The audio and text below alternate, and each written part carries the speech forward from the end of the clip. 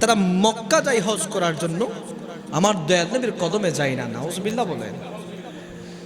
যারা Mecca Medina গিয়েছেন, Medina শরীফ যখন যাবে, যারা গিয়েছেন, যখন আমার রাসূলুল্লাহ পাকের রওজা মুবারকের সামনে রেখে যখন জিয়ারত করবেন, মনে মনে দুরূদ সালাম পড়বেন, তারা কেউ একজন আসবে, তাদের মধ্যে কেউ একজন ইয়া হাজি বিদাত বিদাত এভাবে করে আপনাকে পাঠাই দিবে।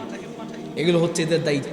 এরা সব সময় আমার রাসূলুল্লাহ পাকের শান ও আজমতকে ছোট করার বিষয় নিয়ে তারা সবসময় পড়ে থাকে। অথচ যারা মদিনা গিয়েছে, মক্কা গিয়েছে, মদিনা গিয়েছে, তারা জানে আমার রাসূলুল্লাহ পাকের এই যে মসজিদে নববীর আঙ্গিনার মধ্যে বসে থাকা কত বেশি আনন্দের। আমার অনেক ভাই ব্রাদার বন্ধুগণ গিয়েছেন, তারা বর্ণনা করেছে, শুনেছি।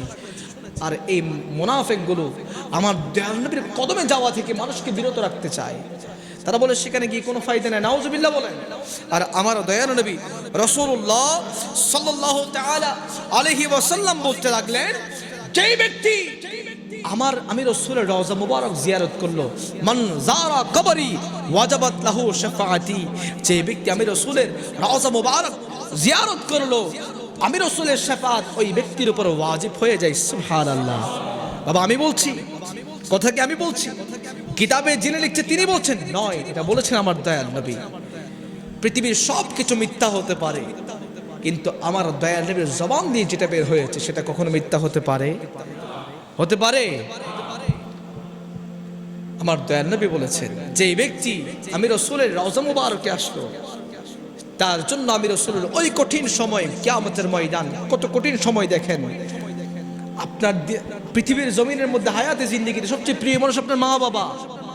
মা বাবা আপনাকে সবচেয়ে বেশি ভালোবাসে, এরপর আপনার স্ত্রী, আপনার সন্তান সন্ততি। খোদা কি কসম, ওই যে কিয়ামতের ময়দান অত্যন্ত কঠিন সময়, মাথার উপর 12টা সূর্য চলে আসবে, মাথার মগজগুলো টকবক করে সিদ্ধ হতে থাকবে। ওই কঠিন মুহূর্তে কেউ কাউকে চিনবে না। বন্ধু বান্ধব, মাতা পিতা সবাইকে নিয়ে পড়ে আছেন পৃথিবীর জমিনে।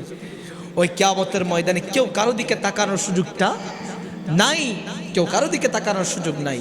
সবাই শুধুমাত্র আল্লাহর দিকে তাকিয়ে থাকবে। আল্লাহ ওই ব্যক্তিকে নিয়ে কি ফয়সালা করছে। খোদা কি কসম, এই মুহূর্তে আমার দয়াল নবী আল্লাহর কাছে ফরিয়াদ করবে, আল্লাহ রে আমার এই গুনাহগার উম্মতদেরকে maaf করে দেন, গুনাহগার উম্মতদেরকে maaf করে দেন, গুনাহগার উম্মতদেরকে maaf করে দেন। মুহাব্বতের আওয়াজে বলেন সুবহানাল্লাহ। আর তুমি বান্দা সেই নবীর শান ও আজমতকে ছোট করা নিয়ে ব্যস্ত থাকো, আবার নিজেকে উম্মতে মুহাম্মদী বলে দাবি করো, আবার রাসূলের পাকের শাফায়াত। আরেকটা বিষয় তারা বলেছে, আমার ওই কিয়ামতের ময়দানে আমার রাসূল নাকি শাফায়াত, আমাদের জন্য শাফায়াত করা তো দূরের কথা, আমার রাসূল পাক নিজের বিষয়ে কি ফয়সালা হবে সেটাও জানে না। নাউজুবিল্লাহ বলেন। আর একটু মুহাব্বতের আওয়াজে বলেন নাউজুবিল্লাহ। এগুলো হচ্ছে ইসলামের শত্রু, প্রকাশ্য শত্রু। আমার রাসূল পাককে যারা বেশি কষ্ট দিয়েছেন তাদের মধ্যে সবচেয়ে অন্যতম হচ্ছে মুনাফিকরা। কথা বলেন ঠিক কিনা? মুনাফিকরা, এদের মুখের মধ্যে দাড়ি ছিল, দেখলে মনে হইতো কাঁচা ফেরেশতা দুনিয়ার জমিনে মাত্র নাজিল হইছে, দেখলে মনে হইতো রাসূল পাকের বকবু একজন সাহাবী। এগুলো আমার রাসূল পাকের কাছে আসতো, আমার রাসূল পাক যে বিভিন্ন প্ল্যান করতো, যুদ্ধের কলাকৌশল বর্ণনা করতো সাহাবায়ে কেরামদের কাছে, সবকিছু তারা জেনে রাতের গভীরে ওই কাফেরদের কাছে গিয়ে বলে দিত। নাউজুবিল্লাহ বলেন। এরা হচ্ছে মুনাফিক, এরা হচ্ছে মুনাফিক। ইসলামের শত্রু মুনাফিকরা তখনও ছিল, এখনো আছে না? নাই, আছে। কিন্তু ইসলাম থেকে তাদেরকে রক্ষা করতে হবে, আপনাদের চিনতে হবে, জানতে হবে। শুধুমাত্র বাজি খবরত তাকতাইলি এবারে নামাজিনও হইও না। পরনে জুব্বা ফেরেশতার লেবাস থাকলে তাকে মুসলমান বলবেন, তাকে আগে তার সাথে কথা বলবেন, তার ঈমানটা কেমন। সবকিছু বাদ দেন না।